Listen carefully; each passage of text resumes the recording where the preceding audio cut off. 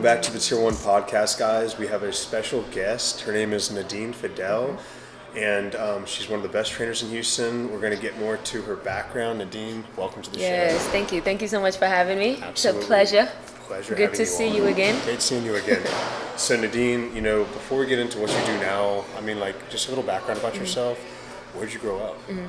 So I originally grew up in Dominica. It's a small island in the Caribbean, super tiny, and they're very outdoorsy. Yes. So I was always just a tomboy, playing around, climbing trees. I don't even know. We had a farm too, so I helped out a lot there. And then when I was 7, so like in 2000, we moved to Houston. So Okay. that's kind of how I got here. So how old were you whenever you moved to Houston? 7. 7 years old. And your family-wise, you grew up in an athletic background. You were very active. What other sports did you play growing up? So it really, okay, so I've always kind of been athletic, I think. It wasn't until middle school when I started playing sports. Are you serious? Yeah. So I was late. Yeah. I was late. I think just because growing up in the Caribbean and maybe like the timing of the years and stuff like that, it wasn't very, they didn't care about sports like that. Right. But being active, that's just the lifestyle that we had. So I remember in 6th grade, the PE coach was like, "Oh, you should try for basketball." I'm like, "Okay." I don't know. I like to be active, so I was like, "I'll try it, I guess." And then I tried it and I loved it. So that's been my main sport since then. I've done track. Yeah. Any other sport has just kind of been more for fun. Okay. So yeah, basketball has been my home since 7th grade. So that's been your number one sport. And did you always look this way? Were you always athletic, jacked, or what? Is that Kind of. So I would say I was like skinny athletic. Okay. Never cut up or nothing like Right. that. But they You saw go some- through waves of it, but For sure. But that coach certainly saw some potential, just ran with it. yep. And how many siblings did you have growing up? How many siblings do I have? No. There's 5 of us. So I'm the youngest girl, and then my brother's the youngest, and he's the only boy. Wow. So I'm 4 out of 5. Okay. There's a few of us. It was a competitive environment growing up, with your siblings, and did you guys just always play? Always, Yeah, I think. yeah. Not so much with my sisters. It was more like I'd get on their nerves. For But sure. me and my brother were closer in age, so we definitely played a lot. Kids in my neighborhood, I grew up with all boys in the neighborhood, so just playing sports with them all day long, and they played a lot of soccer. We would play basketball. Sometimes we'd do tournaments of just games, and if you win, you gotta, or if you win, the loser pays for McDonald's or something. Okay. Looking back, McDonald's is gross now, but to Yeah, me, yeah. but it would just be fun like that. It was just competitive environment, just from the neighborhood. Oh yeah, back then I could go for a Big Mac. Though. Yep. Big Mac The was so spicy large. chicken was my favorite. Spicy chicken. So getting stateside, you realize how crazy people are into sports here, right? Because Oh, I get a man. lot of friends from other countries, especially that Night and soccer day. is the dominant sport, right? But then they move here and there's so many sports. Yeah. Yep. And people value them as celebrities here. I guess soccer is the same way, but here it's just you have such a variety. Yeah, especially Houston too, all the sports teams. Yeah.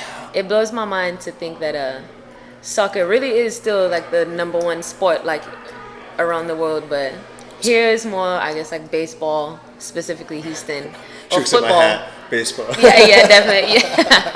Yeah. yeah. No doubt. funny. And what part of Houston did you grow up in? Northwest. So Northwest. Jersey Village kind of area off 290. Okay. Yeah. Jersey Village Falcons? Yep. Represent. Shout out. JV. And what year did you graduate from Jersey Village? 2011. 2011. Okay. So we're about the same age. Just couple years Yeah, maybe. apart. We're not going to talk about age though. Just No. You're young. You're still young. You're Still young. young, still young. For sure. And so let's talk about the recruiting process. At what point in time did you realize, okay, I actually have a future with this. I can actually go play this collegiately? Yeah.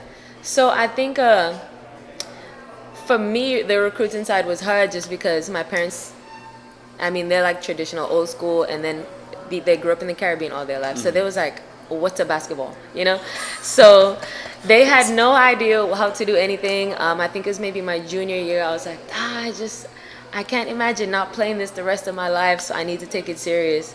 And then senior year, I would more so just apply to schools, not really. It's hard to get in touch with recruiters. You go to maybe some college camps, Right. things like that, but those are also hard. But senior year, I had a friend who was going to Concordia University in Austin to play. And we were just playing like a pickup game one day, and I was telling her like, oh, I really want to play, somewhere. I don't want to be in college and not. I was like, I probably won't go to college if I'm not playing. I don't want to Right. have to do that. So she's like, oh, well, I'm going up to the school in a couple weeks. You should just come with me and I can introduce you to the coach.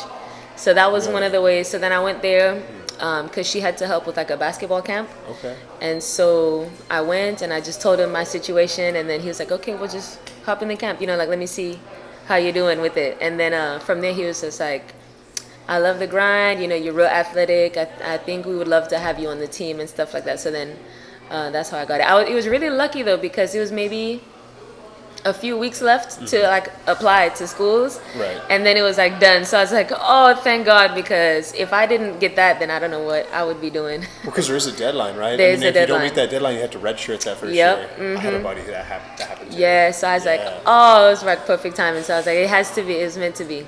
So That's that's how that happened for me. And so you were a point guard, correct? Mm-hmm. And so in high school, were you introduced to the weight room at all, or like did you have any like knowledge as far as like training? We did a little bit more so like when we got to varsity was definitely when the weights was added. More like pre-season, not so much during season too much, but it was just a little bit. For the And- most part, it would be more like calisthenics type Right. stuff Okay. and just training for the sport in general. we were running so much. Yes, Like, low body always. fat, always agile. Yep. Oh, wow. And then like eating wise, like how was your diet back then?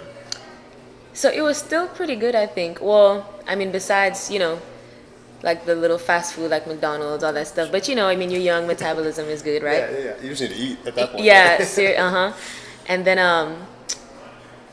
I would still eat fairly clean at home because my parents, from the Caribbean, we would do a lot of like seafood or just real clean. Like my mom cooks maybe every day, every other day, so it would just be home cooked meals all the time. So I was never big on going out to eat or like too much greasy food or anything like that. So I think that kind of just helped me in the long run too.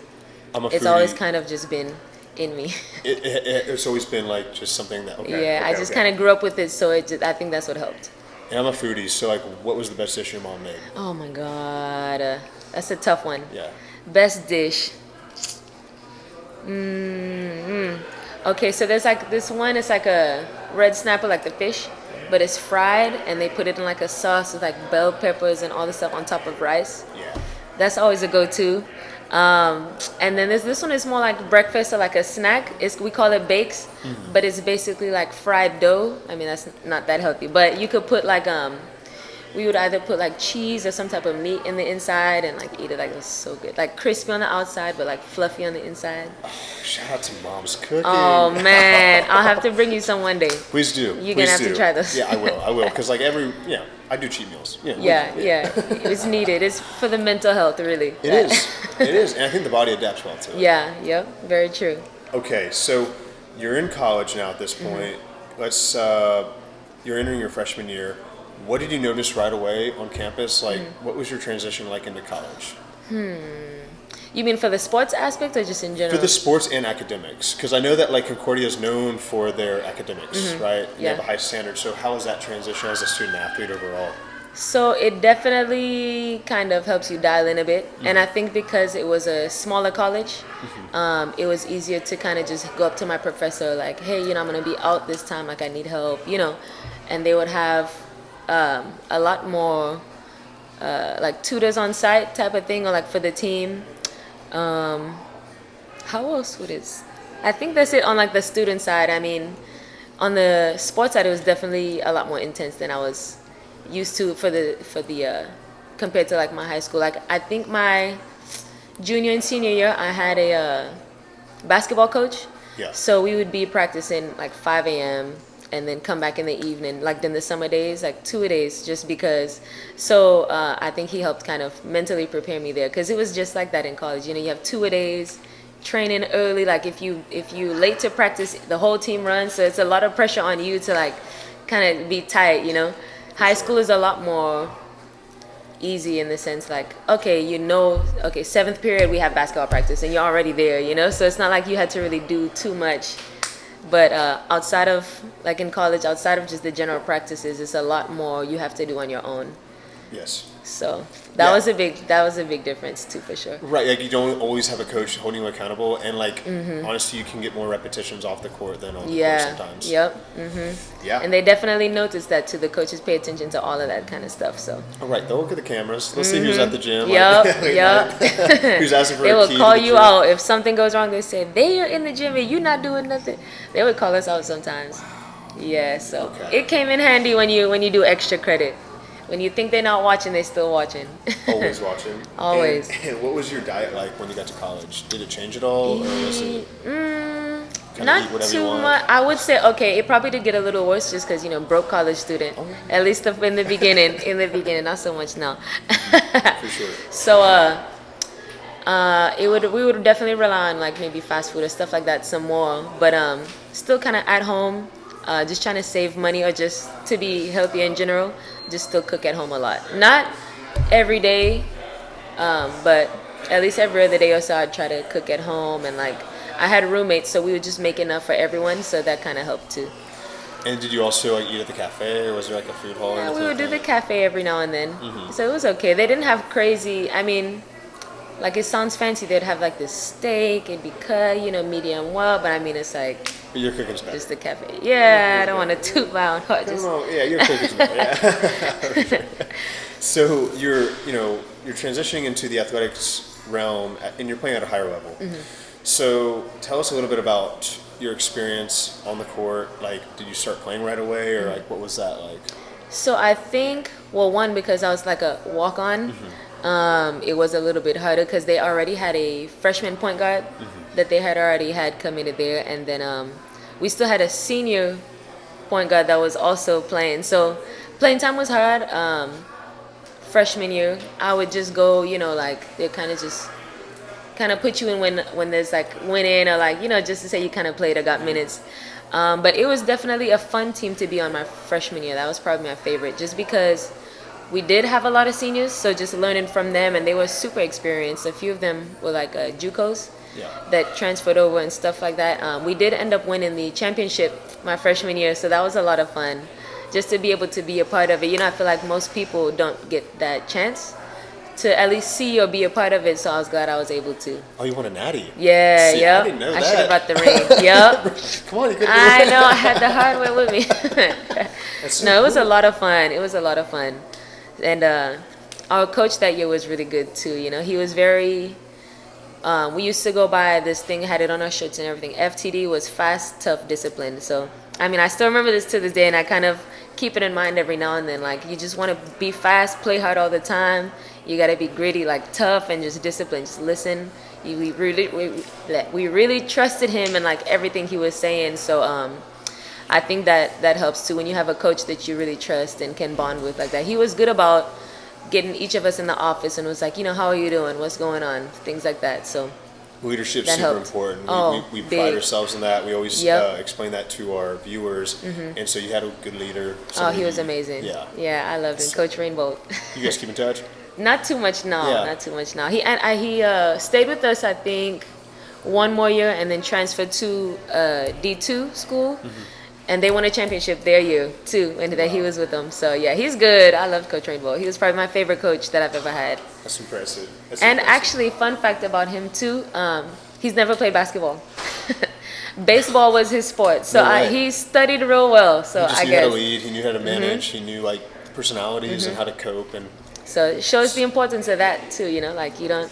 Not that he wasn't like the best basketball player. We probably each could have beat him one-on-one. You know what I mean? But the leadership skills was very important for his case. And I think just understanding human psychology as a leader, and kind of knowing that everyone's different. There's different things that push them and motivate them. Right. And you have to. It's just not like a one size fits all. Yeah, very true. Yeah.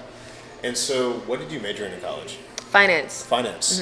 Okay. And then did you go to school afterwards, grad school, anything, or did you just?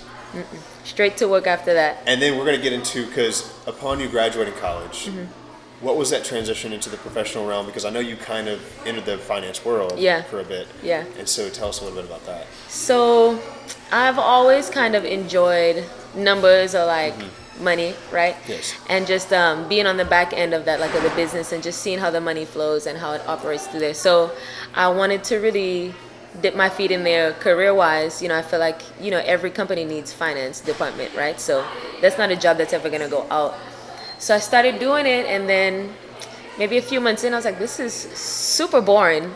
I was just used to always being active, and then you do go from that to being just sitting at a desk all day long, and it just mentally I couldn't. It was tough, and then especially like the because I was so new, and like the companies that I would always work for, they would be management was like in those positions for a long time, so it's really hard to move up, and I think that didn't really help in my case when I'm already kind of unmotivated in that sense. Like I think because I'm competitive, I wanted to be on the top, but with those places, just I couldn't get myself to really enjoy it like I would, or like how I did with basketball, like that same kind of drive. Right. Completely different. Because you want goals and incentives, and you're in a position where that wasn't really like Right. an option. And so did you Okay, start you could get a bonus or a raise, but that only goes so far, like. promote me. Right. I want to be VP. Yeah, exactly. And so did you, were you hired in Austin at this point, or were you back in Houston? Back in Houston. Yep. Okay. So when I graduated, I came back because I had studied abroad for a couple months, and then once I graduated, I moved back home. Okay. To Houston. So you studied abroad after your fourth year of basketball, and then you. Okay. Yep. Okay. Because I had a similar experience. I entered like the corporate world in a construction company. I was like estimating, and I was sitting behind a desk.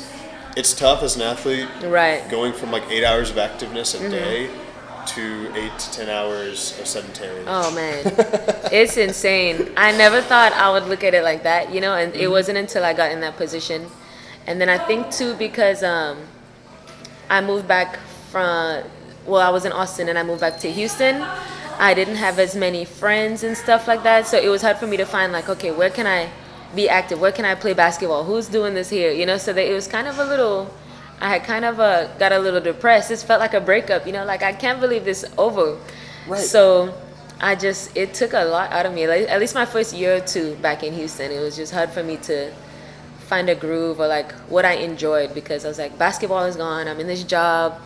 It isn't fulfilling. Like it was just mental toughness. I love that. I want to elaborate more on that, because like that's something that every athlete I think goes through, whether like you're 23, and you're fortunate enough to play the game longer than most, and or even if you go pro, like your career ends at 40, right? And it's like, what do you do now? That's been your identity for so long. That's and now exactly you're how I transitioning felt. into the Yeah. professional Oh world. man, because I was like, because even after I graduated, I wanted to try and do like maybe a year overseas or something. But I mean, still, the recruiting stuff is hard unless you really know someone with things like that. So I was like, do I really want to pursue that, or should I be more smart, or like, let me not say smart, realistic, at least for me, like just get a job and then build my career through there. So I was like, I'll just start work. But then, you start work and it's like not as fancy as they make it seem when you're in college, Right. And oh man, Like I was St. Wall like, Street. what do I Like, do? this- Yeah. this is weird. Yeah. No, so how long did you last with this finance company? I probably stayed with them for maybe, how long was it? Like three years, and then ended up moving to another company doing similar. But I was with them for maybe 4 years, and maybe three or four. But in between that time with the last one, I did I was always just working out, just staying in shape. And then eventually people would be like, just train me, help me work out. Like, you're so fit. I want to be like you. So I was like, okay, we could train, like, I guess. It's fun for me. So just come along, I don't mind. Yeah. And then, so that's kind of how I got my feet in on the training side. So I just enjoy just helping people get in shape and just being their motivation. Absolutely. You're a motivation to all of us, because you're in phenomenal shape. Thank you. And so, entering the work world, did you still maintain your physique, or did it like for a while there? Did you kind of notice like, hey, I'm not feeling as good in shape as I should? I think for me, I didn't struggle too much with that because I was just used to always working out and stuff through sports. So when I was dying in the office, I would be like, I need a way to release. So I would go work out or something like that, And that was kind of like my outlet. So I had to keep that to keep my sanity. So I did that. and then just from always being healthy, like in the nutrition side, Right. it kind of stuck with me throughout the time. I mean, there was times where I was like, okay, I don't have like a gym to go to, you know, because like in Austin, it's like we just had a school, like, you know, they provided all that. So coming back, I didn't sign up for any gym membership right away. I just got to work and that was it. So at least in the beginning, it felt different. Like I could already tell, not as in the same shape, but it didn't take me too long to be like, okay, I don't enjoy feeling this way. So I had to kind of get back to where I was at. Right, So- but it was always a non-negotiable for you. Yeah, for me. And did you like to train, for those viewers out there who are in like a desk job or like in the corporate world, what time of the day did you prefer to train and why? So I feel like there's kind of two. So when I would do like my own workouts, I preferred the morning just to kind of get it over with. And usually it kind of helps wake me up and keeps me energized to just kind of be in like a better mood to just be in the office and sitting there.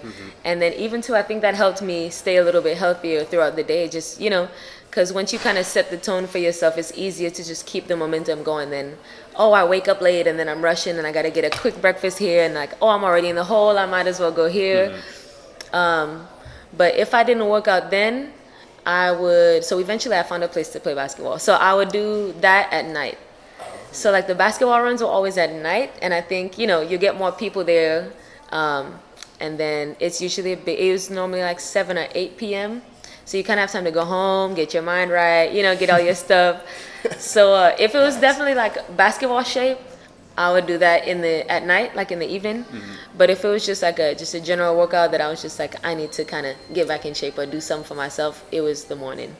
That's awesome. Yeah. You're kind of having like 2 days in your own way. Still. Right. That's awesome. And I always tell people, I'm like, if you go into work at 9 a.m., right, or later, get that workout done with. Yeah, in the you morning, have more than enough time. Well, there's too many unpredictables in the evening True, time. Especially if you have kids, you got to pick up from school. I'm like, don't push it off. Yeah. Get it That done. definitely happens too. Or like you eat bad or like you're tired, you know, like you get busy at work and it's like, oh, I planned on going at 6, but now I'm at work till 6. So it's like you get off and you just like, I just want to relax, you know? Yeah. That happened to me a lot too. At least like once you get off, it's just exhausting, you know? So I don't want to do nothing. I want to go home and relax. But at least then I had already done my workout. I already got that box filled. So Yes. yeah, mornings are always preferred for me. Okay, good to know. Yeah. Good to know. And so now, like, it sounded like the personal training life and the motivator just naturally found you, and Yeah. so you kind of like left your finance position, and then where did you get started personal training wise? So while I was still working, I started doing a little bit of the personal training just at people's apartment complexes or just wherever we could, or even at a park, and I'd bring stuff to it. And then I got certified, and maybe like a year after that, COVID happened. So then one of my friends, I'll backtrack a little bit. One of my friends, we were all used to work at a gym in the Heights, Athletic. We were there for a little bit, and then that's how we all met. Okay. So then when COVID hit, he needed a place to train all his clients, and we kind of kept in touch a little bit. So he was like, hey, well, just help me come train my clients here. I want to open up my own spot. So then once he opened, I just stayed helping him there. So it's in the Heights. Well, I guess now it's Garden Oaks. We just moved. So that's all inspired. So that's why I've been training at now since 2020. That's awesome. And guys, you need to go check her out, especially if you want to get your ass kicked. Yes, a little bit. yes. She'll humble you. Okay, she will humble you. Like I've seen her train, and she's phenomenal at what she does. Thank you And so like much. you motivate, and you're one who practices what you preach. Because I know you keep your diet clean. Like Yeah. what do you eat now? What do I eat now? So I like to enjoy food. I mean, I'm a foodie too. I'm not like crazy big time, but I still like to eat, you know? So most times like breakfast would either be like an overnight oats, like if I'm rushing because my morning starts so early, I'll just make those beforehand and take them with me. So if not that, I really love breakfast tacos. Okay. Or just like eggs, maybe like some potatoes or toast, or like a turkey bacon. Yeah. But I mean, I would cook those at home, so it's clean and I know what I'm putting in it, right? And then lunch would be just something like simple, like chicken or some type of side or like a salad. Yes. I love greens, so I try to make vegetables or just any type of food, like veggie or salads in most meals. That's like the main thing I think, and I just try to stay away from greasy foods and stuff like that. So you have an idea. So of what nothing you eat. crazy. Yeah, I don't eat like egg whites and like ground turkey and rice all day long. You know, Right. I can't do that. I think if I was doing like a competition, or if I had a more serious goal, I probably would do that some more. Yes. But right now, I just try and keep it to where I still feel fulfilled. Yeah, and this is coming from a person who could probably hop on stage in like 3 to 4 Oh, months man. and hold your Oh, own. man. For sure, for sure. Thank you. And so, you know, do you believe in like having small meals periodically throughout the day instead of like a large portion meals? Yeah, Okay. that's I'm a fan of that. I think just because your body doesn't like, let's say if I eat one big meal, okay, it holds that enough, but it doesn't know when it's gonna eat again if I wait till like the end of the day or something to eat again. But at least the small meals, it's like, okay, I know I'm gonna get this then, so I have enough fuel to kind of last me here. You know what I mean? Stuff like that. So the small meals help, and I don't like to eat till I'm full because it just makes me a little more sluggish. It slows me down. I can't get a good workout in, you know. But if it's smaller, it's a lot lighter type food too, so it's just easier for my day and my energy wise to have sure. them small, like maybe 5. I'll probably have like have like my first maybe breakfast meal at like 7, and then I'll eat again like a little protein shake or like a yogurt with some fruit or something at maybe 10 or 11, and then I'll eat again at like 2 or 3, and then eat again when I come home from the gym in the evening. So yeah. So you go 4 to 5 small meals a day. Yeah. And you just listen to your body as to like when you're hungry, that's when you eat. For the most part. I mean, the morning I try to keep it the same. But then during the day, like let's say if I have more of like a carb heavy lunch, then okay, I'm probably not gonna get hungry right away. So I'll maybe take something to the gym instead of eat right before, just in case. So it's like once I start feeling hungry, I'm like, okay, I have that to eat. Instead of starving myself and then wait to get home and eat a big meal and then fall asleep full, and it's just Yes. so yeah. No. I try to be understood. prepared. No, it sounds like you do Yeah. take preparation really seriously. And like obviously, so you're at All Inspired Fit. And what is your training philosophy as far as like whenever you're training clients? Is it more personalized to and tailor made to their style? Like, do you have a HIIT training routine, or do you like to put them through isolation movements, or Yeah. how does that go? I mean, every workout is definitely gonna have a few isolation movements and some compound movements. And I think for me, I get bored with certain workouts where it's just like a slow lift and stuff like that. I mean, to each his own. But for me, I've always been, you know, growing up climbing trees or like running around, being in a bush, and then to go from that to like basketball where it's like all these different movements, because you know you have to move your body for the sport. And then so after basketball, it just for my entertainment and for me to enjoy it and stick with it, I love to just challenge my body in different ways, or like, you know, do like a lot of lateral movements and things like that. I try and train the way that I know how, like let's say if you've never done like a box jump before, you know, at some point we're gonna get to a box jump, and then I think it just helps you be more confident in yourself, you know, like as a client.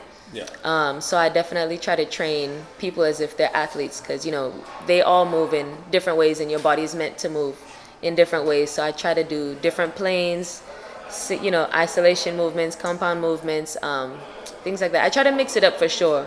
Yeah. Usually, if it's someone that has like an injury, you know, obviously we'll modify and kind of work around it. But I definitely try to introduce you to new movements and a different style of training. Like that, which means you probably have like a wide client base. Yeah, You know, yeah, very true. Anybody can utilize that type of training. Yeah. And we're of course going to send people your way because we know what you do, and the work you do is amazing. Good. Thank you so much. And Nadine, I really appreciate you being on the show today. Yes, and I agreeing enjoyed to it. It this. was fun. I got to come back. We're going to do this again very soon. Yeah. Good, good. Thank you so much. Yes, it was a pleasure. All right, guys.